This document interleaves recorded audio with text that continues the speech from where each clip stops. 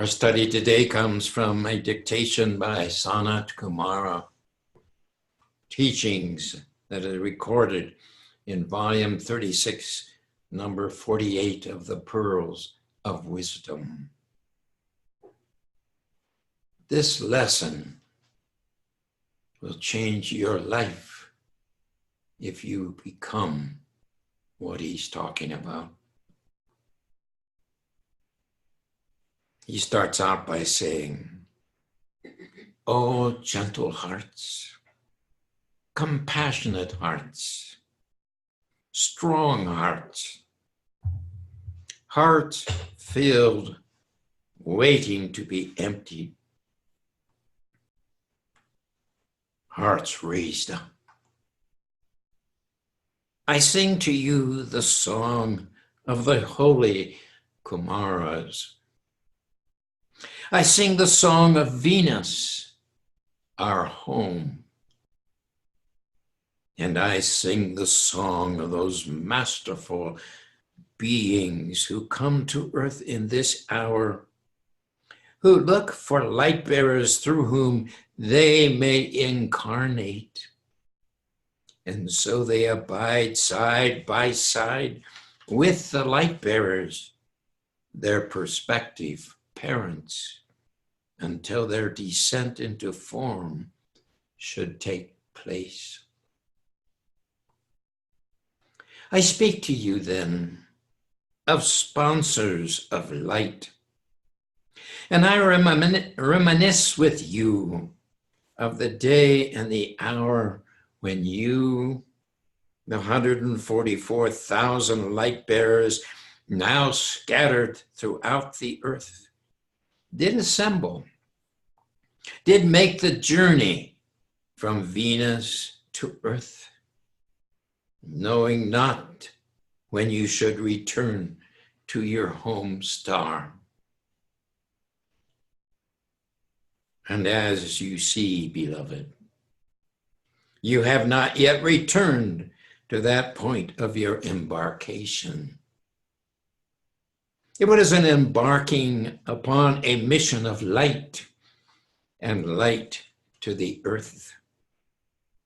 And so you did come with me. And so we are still here. Let us discuss that very fact, beloved, that we are still here. Arguably, you might wish to be elsewhere, but only for a moment, a brief episode now and then when you cannot untie the knots of karma and crisis is clearly before you. But then, look up. Then you remember the evening star. Take a walk in the evening and look at the brightness of the glory of the aura of the home star. And know that it shall be your destination when you shall have won all of your victories. When love as creativity in every form shall be in masterful hands, and many shall have been converted in the very presence of your light. What a difference perspective makes. Life can become so boring, so tedious, so busy that we forget who we are and why we are here. And we get bowed down with it until we are reminded who we are and why we are here. And suddenly we are on top of the situation rather than under it. It's a difference in perspective. He continues, I wish to increase the light I wish to commend those who have stood steadfast even through their mistakes, even through their miscalculations and wrongdoings. The best plans of mice and men. Yes, they do often go awry. But then again, you can return to the scene of your wrongdoings and make them right. For you have life. You have hope. You have faith. And above all, you have the charity of Christ. Therefore, come to me now. For it is an hour of discipleship. You are called in love, called in the flame of peace, called and recalled to the ancient memory, called for the quickening of your minds.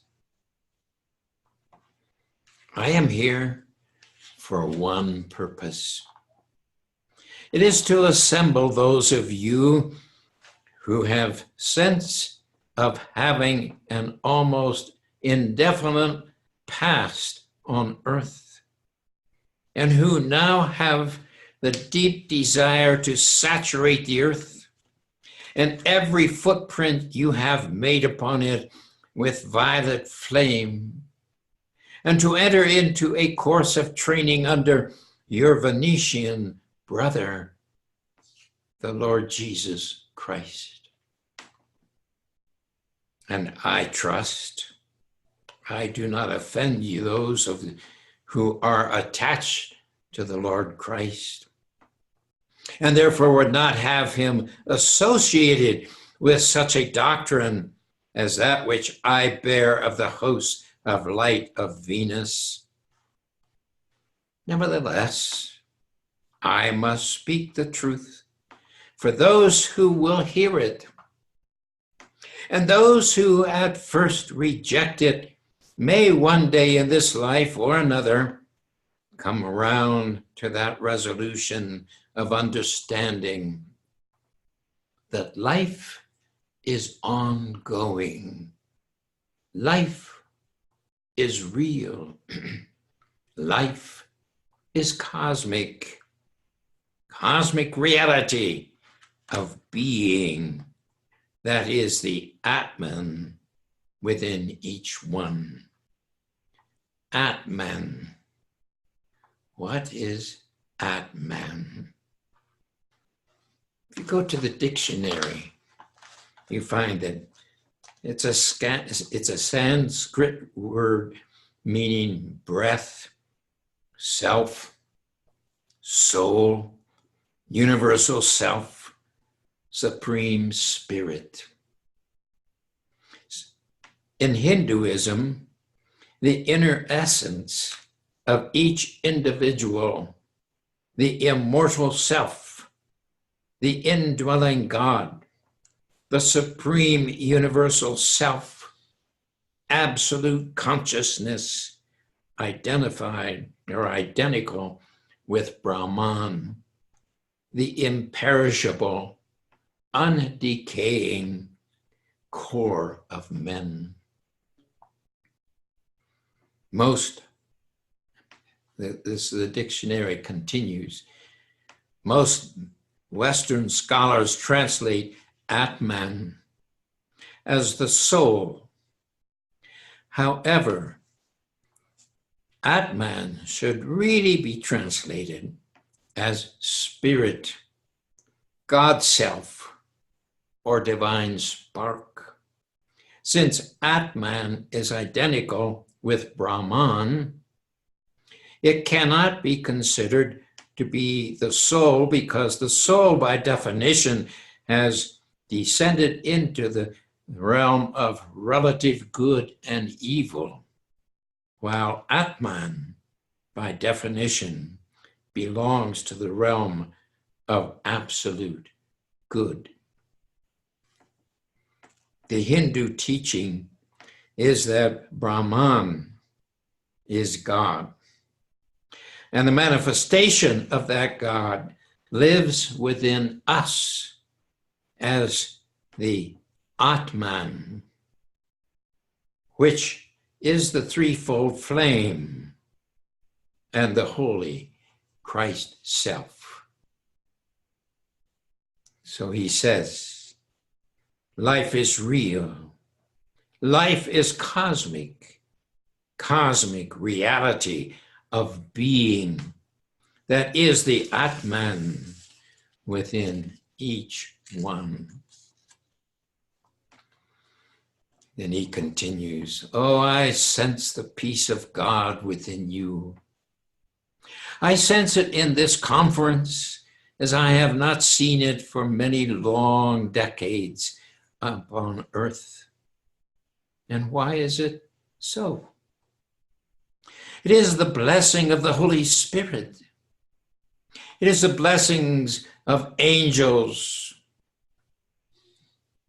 And it is the blessing of having among you not only Venusian masters, but also seraphim of God and legions of light. For there is indeed divine justice in this cosmos. And that divine justice, beloved, is the sign of the cross.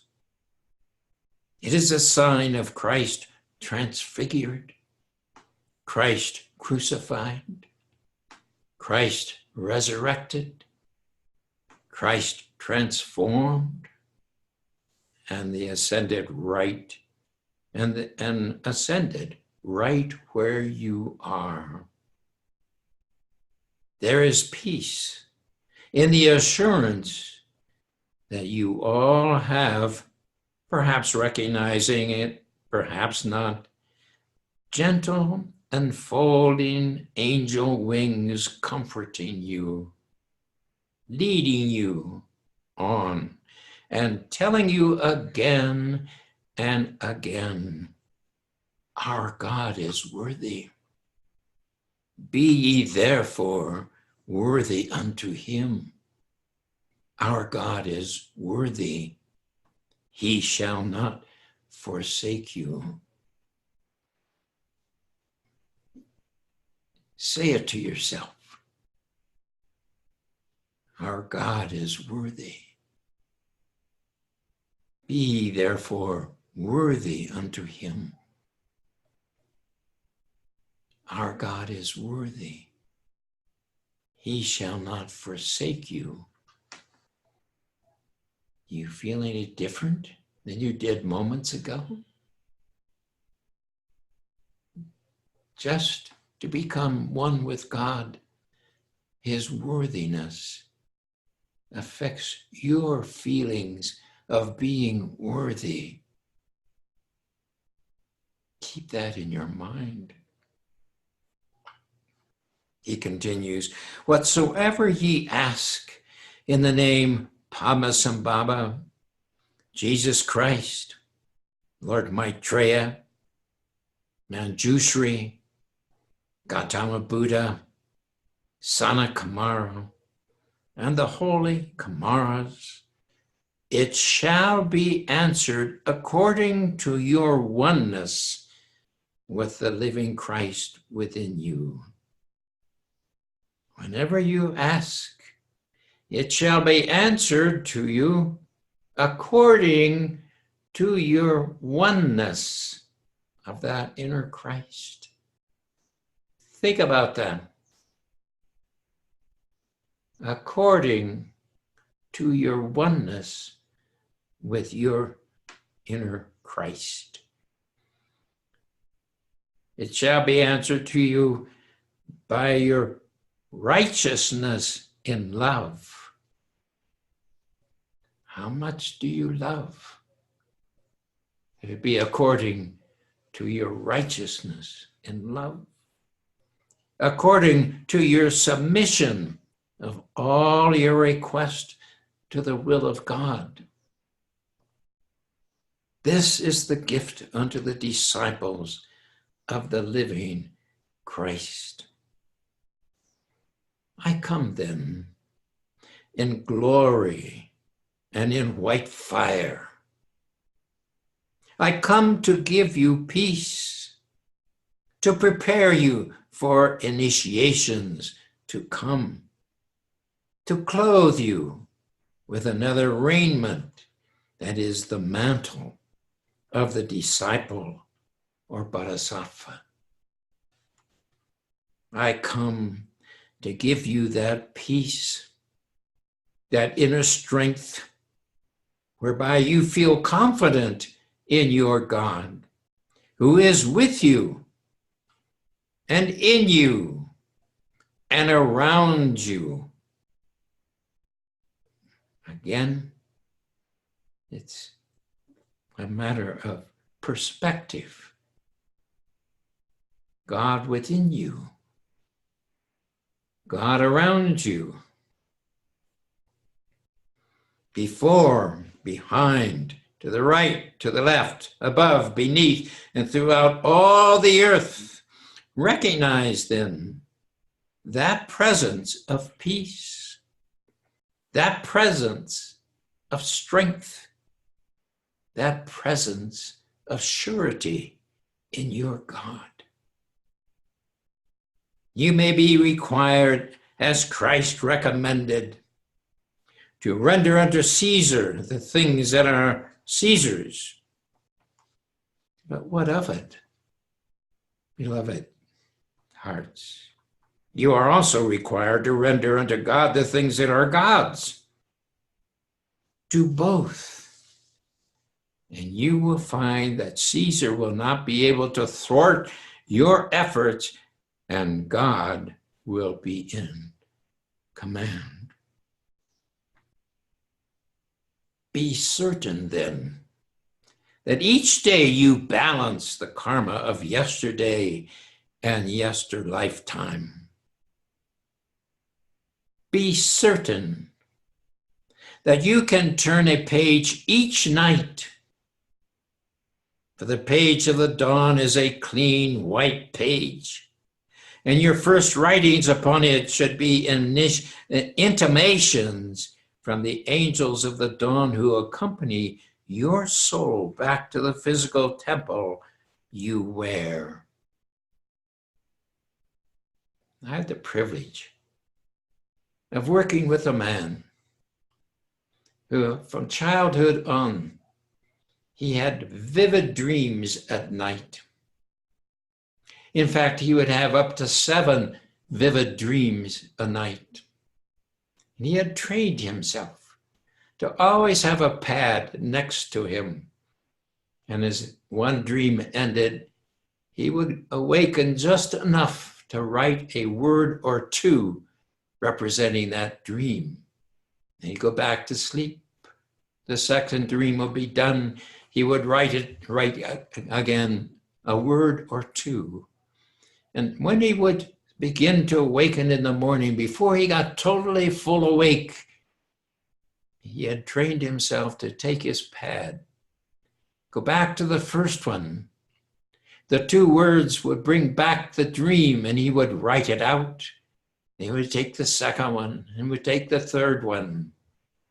We were traveling, lecturing.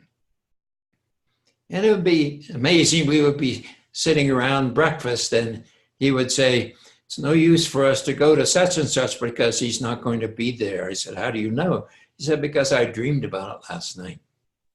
And he was very accurate. Just amazing. If you are prepared to write down the very first things that come to you on a new page, it can be a great revealing part of life that makes life much, much simpler.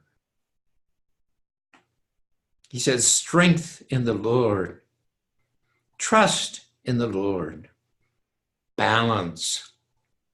Balance is what you achieve by the memory of decade upon decade and lifetime upon lifetime of walking in the service of God, of encountering all the challenges that David encountered, be it Goliath or King Saul or this or that army of the Nephilim.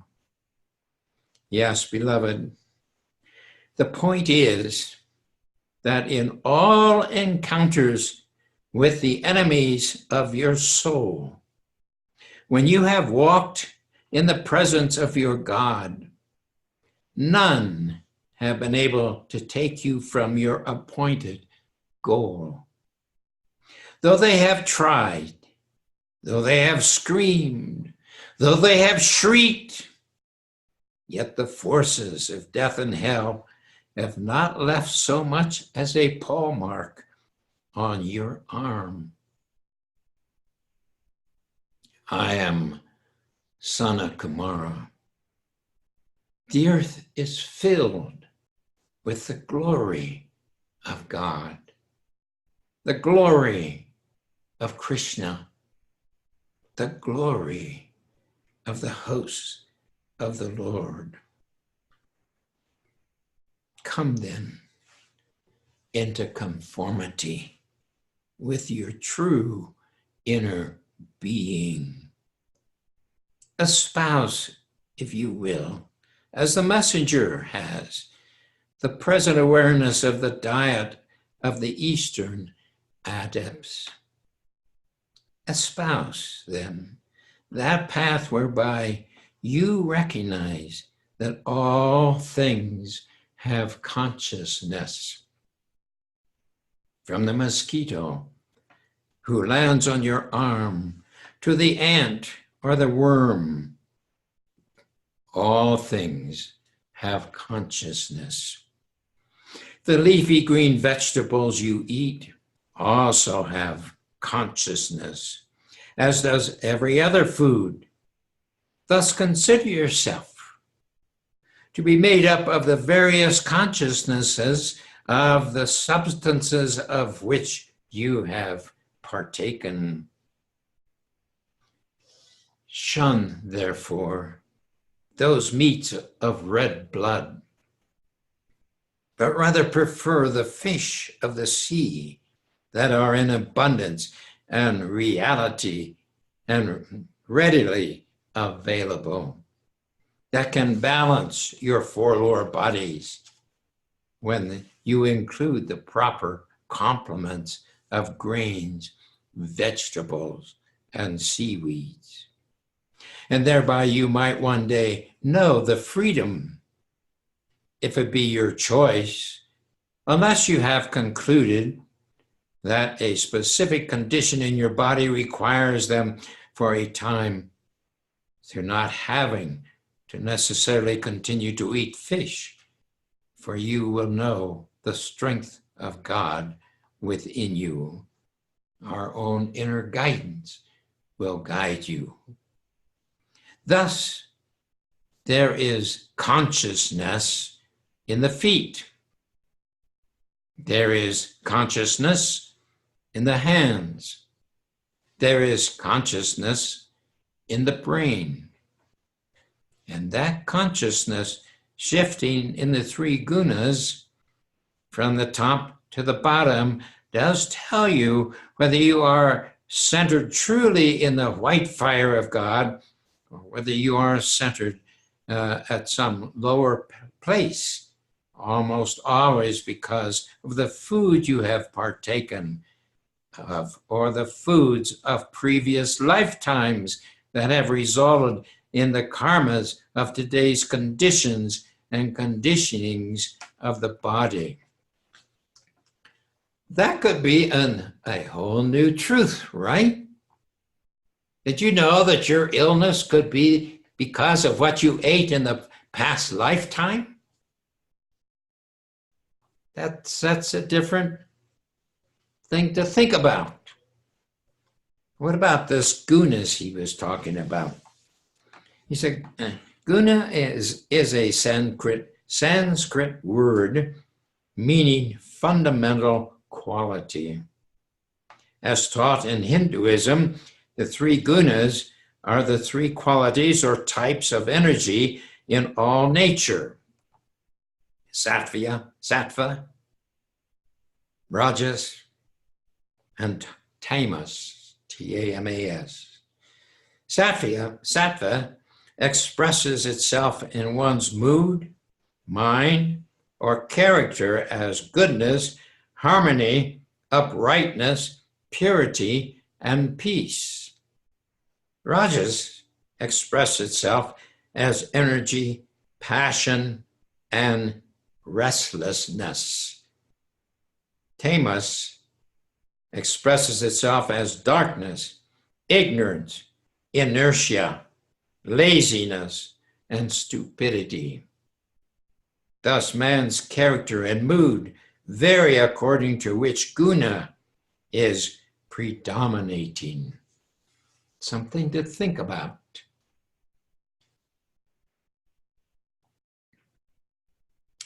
He said, "Be not bored by my speaking, for I always speak thus as I begin to talk to the disciples who would affix themselves to the master ones of Venus. We must begin with the physical platform, for we are here indeed as physical can be on a physical planet, attempting to preserve the earth body, to heal the earth and the layers of the earth bodies. So why should we not speak of purification? Why should we not speak of prana and the destruction of prana by so many airborne toxins?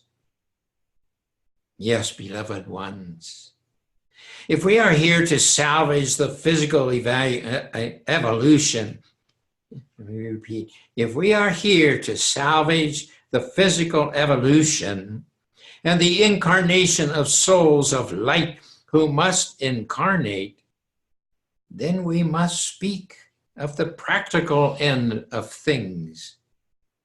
Perhaps your emotional body can wait, your mental body or the etheric body, but your physical body cannot wait.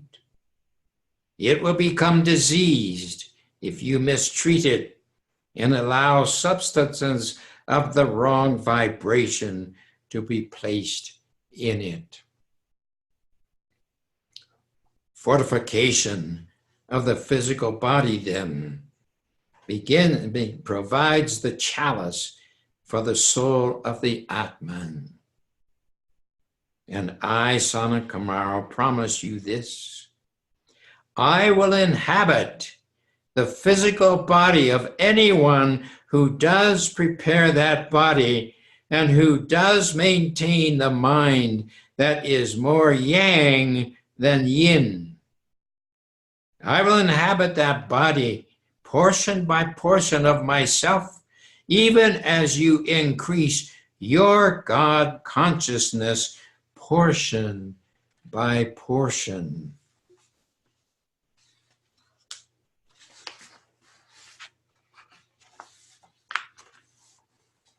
He says, I know that the God in you is the same God that I am. It is you who must know it and who must understand that I simply cannot fit into your dress or suit or slacks unless they fit the body that is fitting for Sanat Kumara.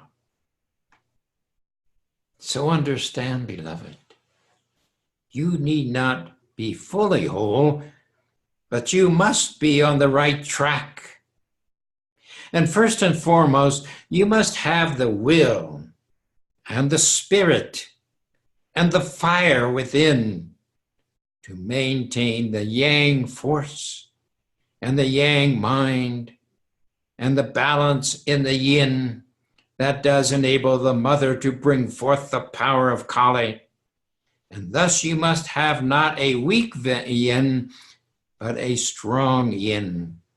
Not an inflexible yang, but one that bends and yet is not moved by the human condition and consciousness. What is yin and yang? It's the two sides of the same coin. Yin is the feminine vibration of God.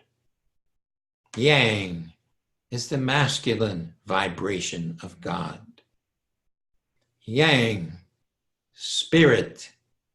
Yin, material or earth.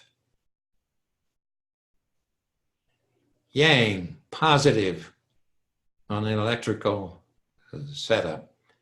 Yin, negative on the electrical setup. So when you understand what he's talking about here, this is what our people don't understand in many situations. We're training kids now, clear down to the beginning platforms of education. If you don't like being a boy, you can be a girl. If you don't like being a girl, you can be a boy. You start changing the attitude of the mind because we don't quite understand. There's a reason why a girl is born. There's a reason why a boy is born a boy. It isn't by chance, and it isn't something that you want to change. But you say, but this boy is so feminine that he probably should be a girl. No. He chose to become as a little girl because he was so strong on the yang part of it that he needed to balance that in order to continue his spiritual thrust. And so he came as a girl to learn to become that higher frequency or that finer frequency, which is the yin.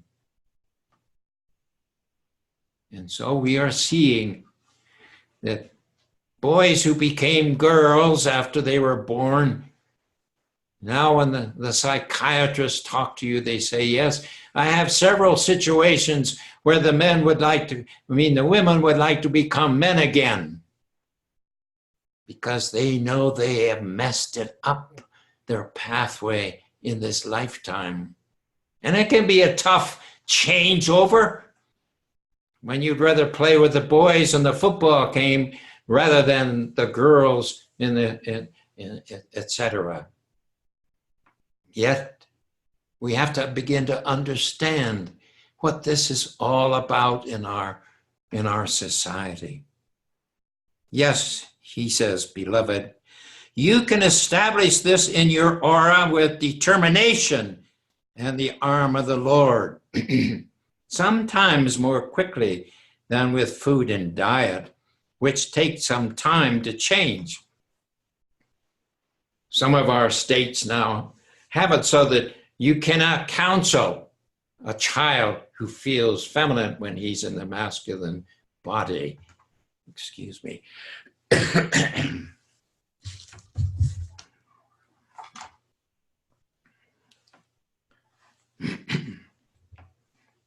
It's really a shame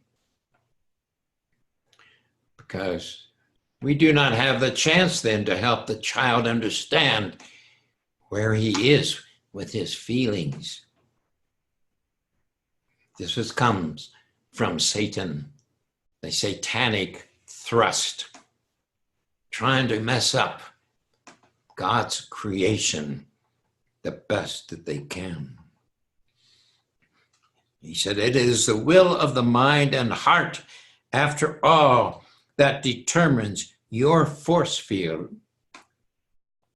Yet some of the best bodies in the world are often habitations of snakes and demons and dark ones.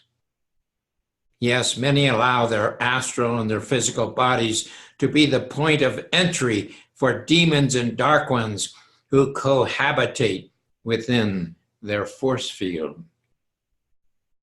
In fact, it has been said that there have been times when the demon literally takes over the total being of the person.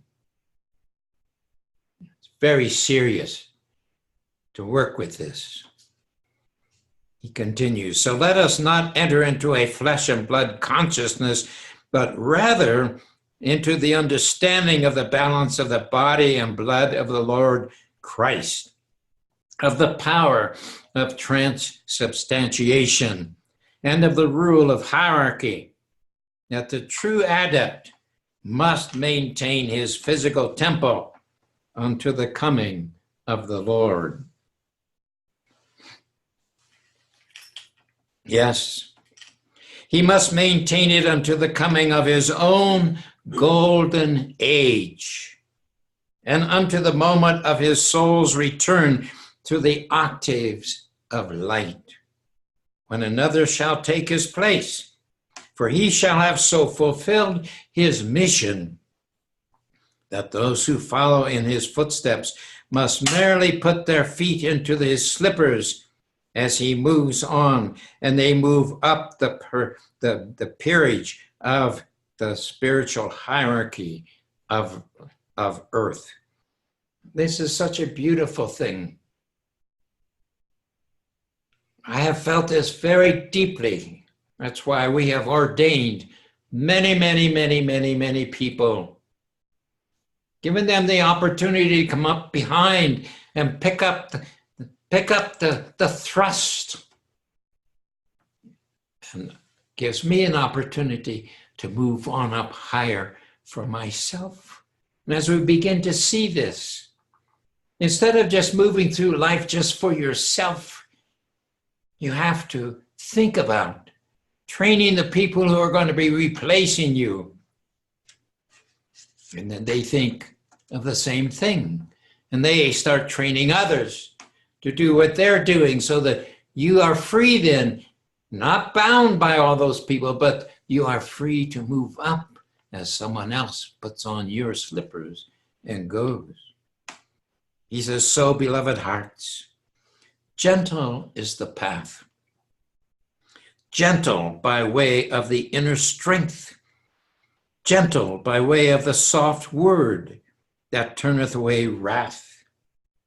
This world may be filled with the cross currents of power trips taken by the power elite.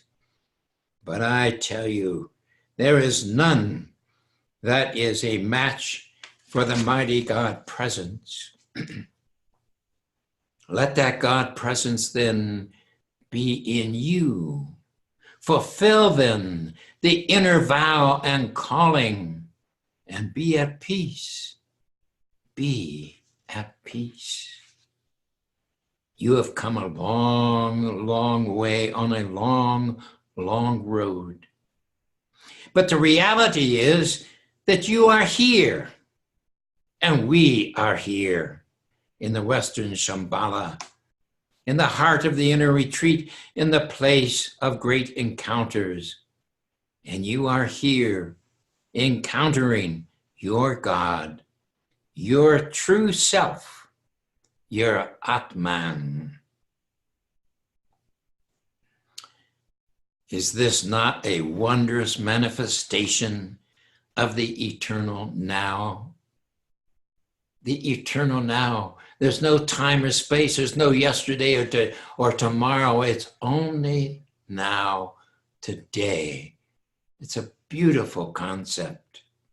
The holy Kamaros bid me to say to you, let not your horses be saddled with events of the past. Think, there are 6 horses behind my own, making the 7th. They trail me. And what are they bearing, beloved? They are your 6 horses bringing up the rear, bearing the load of karma, bearing the load of regret, bearing the load of the worn out past. I have to chuckle when I see that. How we fool ourselves. We have things bugging us from our childhood. What my dad did to me, what my mom did to me, what my teacher did to me. All these things keep bugging us and bugging us. When will it get done wearing out? When are we going to let it go? He said, you need not enter this temple you need not enter this temple another time in this lifetime with the sense that you are bearing the burden of the past. Cast it into the living flame, beloved. Cast it into the living flame. So simple. Why do we keep all the things that bug us till we almost lose our minds? Why don't we let it go? That's all it takes. Throw it into the living fire. He says, let all horses become as one. And let the animal of self no longer be on all fours, but rise up as a mighty stallion. Let it rise up because the flame burns in your heart. Let it rise up because Kartikeya does go to battle for you, does do battle with your own dweller on the threshold. And I tell you, when you and I with the Holy Kamaros do put that one in chains, that's your own dweller on the threshold. When you put him in chains and bind that one, you will then be able to defeat the dweller on the threshold of the enemy without. You think you wage war with this or that established situation. But, beloved hearts, you wage war with only one. It is the enemy within. Do not neglect to vanquish that one each day. This is what he meant when he says, never take the page from yesterday and carry it into a new day. You get rid of it before you go to sleep.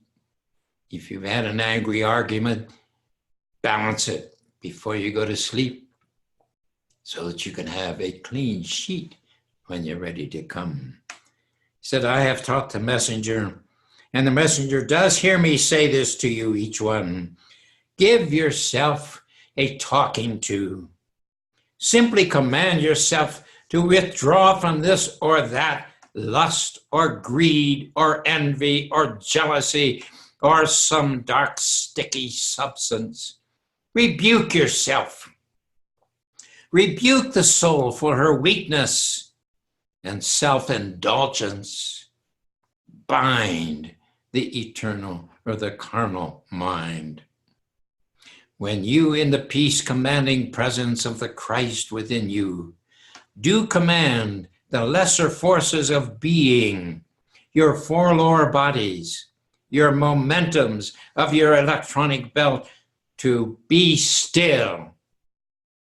I say in the name Sanat Kumara, they shall be still. They shall be still. You must hear your own God, inner God-free being and God-free voice commanding you to rise from depression, rise from sorrow, rise from the mourning, and take up the calling of being a disciple unto the Lord. Do you understand, beloved?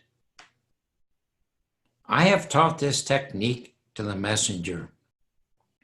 Why, the messenger has performed this. And the body elemental does come into line when commanded to simply rise and take dominion of the body.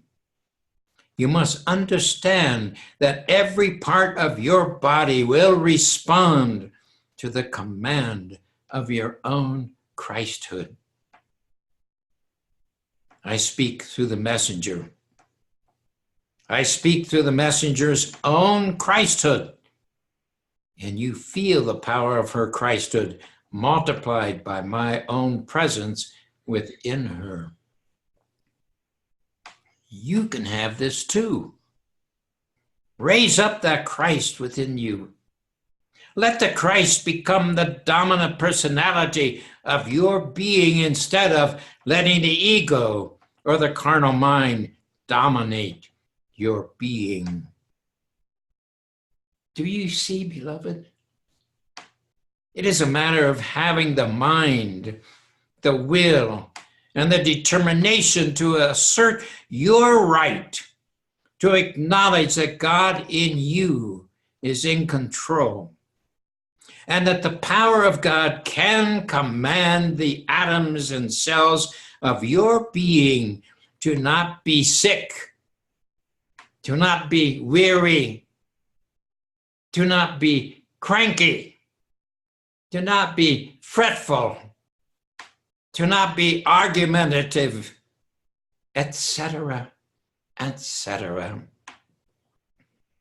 Why, you must treat yourself and the parts of yourself as a child that must be disciplined, or as an adult that must be disciplined.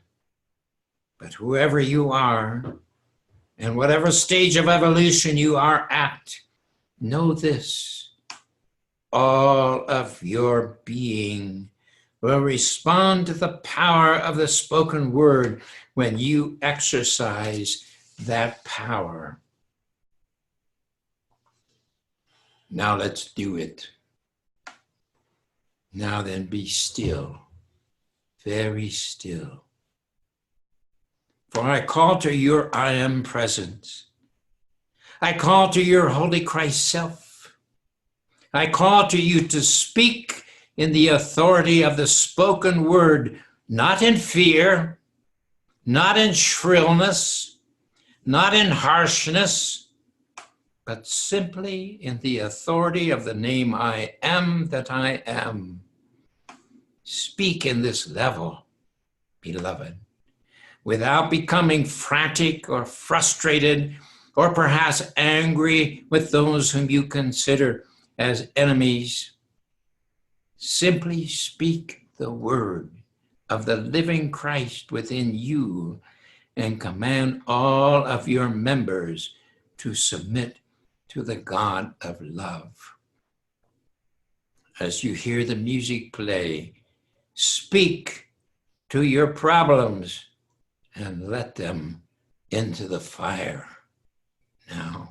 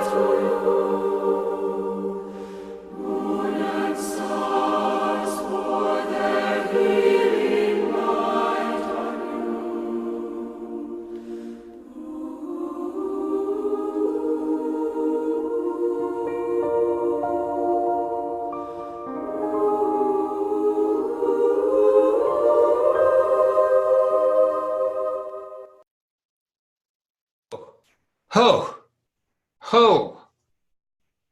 So, beloved, know that the reality of God in you reigns supreme, and that your soul and heart have a connection to that reality. And even if all your members are not marching to the divine plan of your being, you can bring them into alignment And you can do so in the beauty of the one Jesus Christ, who is the resurrection and the life of your own Christhood. Lo, he said, lo, his mantra, I am the resurrection and the life. That mantra, beloved hearts, is for you to give to affirm your union with God forever. Therefore, visualize each and any problem, no matter what the scope. Visualize it as a little rock on the table before you. You have big problems? See it as a little stone in front of you on the table. Not as a big problem that's taken over your life, but as a little stone, this little problem. When you match it with many lifetimes and so on, it is only a little stone, a little rock. Rise into the dimensions of your God-free being. Be unmoved. Let love pour forth from you and heal the earth by love in action.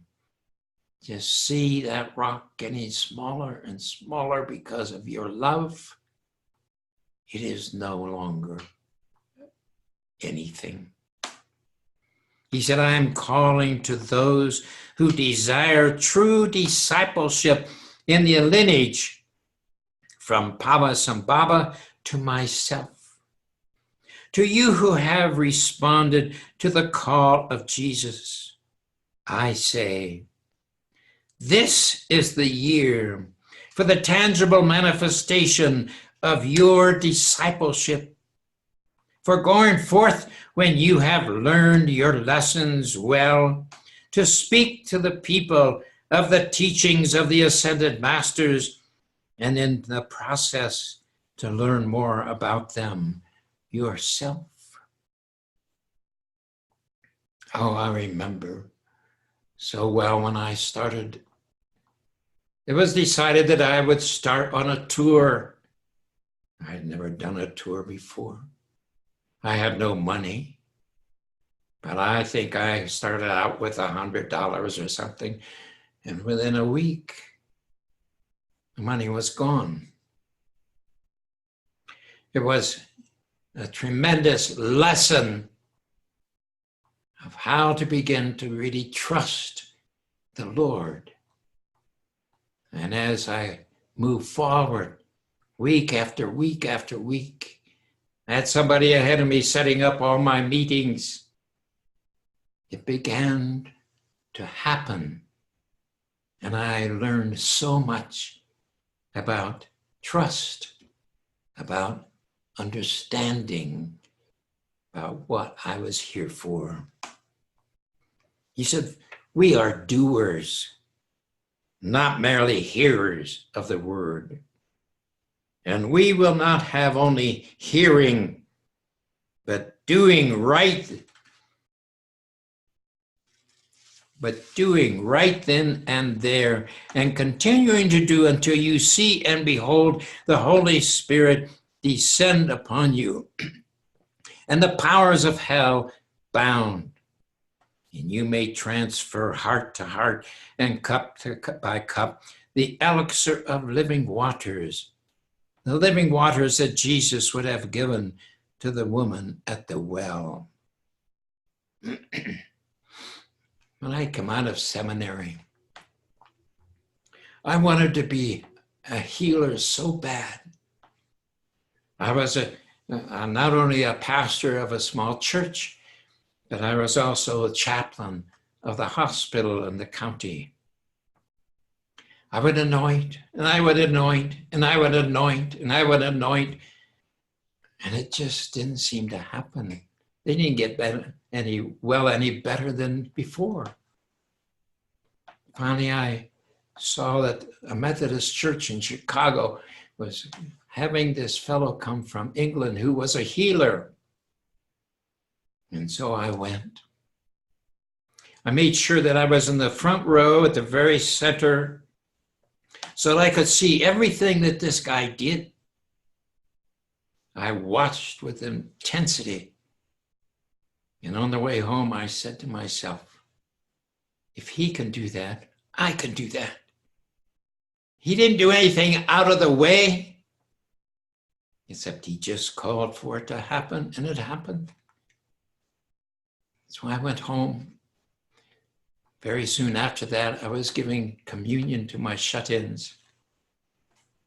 And this lady, as I started to prepare, read the scripture and so on, she interrupted me and said, Reverend Showalter, please, I cannot hear you. Please anoint me for the hearing of my ears. I couldn't wait. It's the first chance. I got up behind her. I put my fingers in her ears. And I said with everything I had, my God, let the healing energies of God go into this woman. I don't know how long I held it, but when I took my hands off, I whispered to her, do you hear me now? She said, yes, but you're almost as dim as you were before. I said, but before I spoke like this. I tell you, I could have floated out the door. I was so high. When that happens, when the Holy Spirit comes in, you are a changed person. And then there's the woman who was the leader of our European ministries. And she had been in many of my seminars and conferences. And she had gone through our experience of washing one another's feet. And so she told me one day, I have a chance to go to Paris to do a seminar there. Okay, I said, you have my blessings. So she went. She had about 12 to 15 people. So when she called me afterwards, I said, how did it go? And she said, fantastic. I said, tell me about it. She said, well, the very first night, they were all gathered. She said, I started right out, we did the feet washing. I said, you did what? She said, we washed each other's feet. I said, I wouldn't have even done that. She said, oh, it was great, Carl. There wasn't a dry eye. People would wash one another's feet and the tears would just stream down their face. She said, the Holy Spirit was just so evident. It's action. We have to get involved with it. It isn't only learning about God. It's becoming, experiencing it. So as he said, and you may transfer heart to heart and cup to cup the elixir of the living waters that Jesus would have given to the woman at the well. And yet she was not ready. She was not ready for everlasting life. You are getting ready. And I come with a simple message. You can indeed attain it. Know then, beloved, that the message is simple, but the human mind complexifies it and makes it become the most complex algebraic formula that could take lifetimes to solve. Blessed ones, that is why God realization, as opposed to empirical knowledge of God, is the crux of the whole path. It's mysticism versus intellectualism. It's experience versus knowledge, all the knowledge in the head. It's what I feel and experience within me. He said, we may say 1,000 times in many ways that the union with God is before you. What then does make this path a challenge, a point of daily rejoicing and daily measuring up? It is each of you placing yourself willingly in juxtaposition with each master, seeing yourself side by side with the master, beginning to talk with the master, listen to the master, begin to experience this thing that we call faith with each angel and with your teachers. For in the process of doing, the exercising free will of perhaps entering into a path of error, then recognizing it and taking the path of truth, life is won in the very midst of action. That is where you learn the greatest lessons, in the fire itself. The fire that tries you and purifies you and makes you white. If you allow them, as they teach you and as you move, as they move with you and speak with you, so the masters may touch key chords of your being and strings that are broken, that you must mend with their help. Yes, beloved, this is the understanding of the master-disciple relationship. Apprentice yourself to the Lord and know that that bonding, that unity, that day-to-day praising the Lord and entering into that intimacy in conversing with him as his disciples did on the road to Emmaus, know that this is the nature of the path. It has been going on for lifetimes. Now we say, receive the ascended host. And know that this bonding can take place here and now as never before. For some of you, there is a parting of the veil. For others, a thinning of that veil. For others of you, more violet flame is needed ere the fog is lifted from you. But one and all can enter into the creation of the cloud and the coalescing of the light of the aura.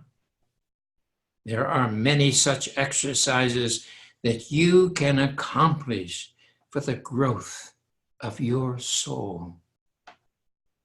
Above all, in love, I am, and I remain. And I counsel you to guard the heart of yourself and in all others. For the heart is indeed the secret place of the Most High on the earth. Guard the heart. Guard the flame. And do not do anything that will require you to take the grade over and over again in Earth's schoolroom. Today, I pronounce you victors to be. Tomorrow, I shall crown you. I am your Lord, Son of Kamara, forever the servant of the light within you. Oh, my beloved Father, Sanat Kumara, thank you.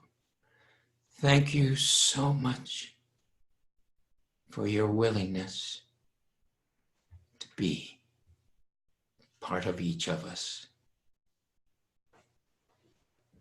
So burn this truth within us that we shall never forget it, that moment by moment and day by day, we shall ever walk the path of Sanat Kumaro within.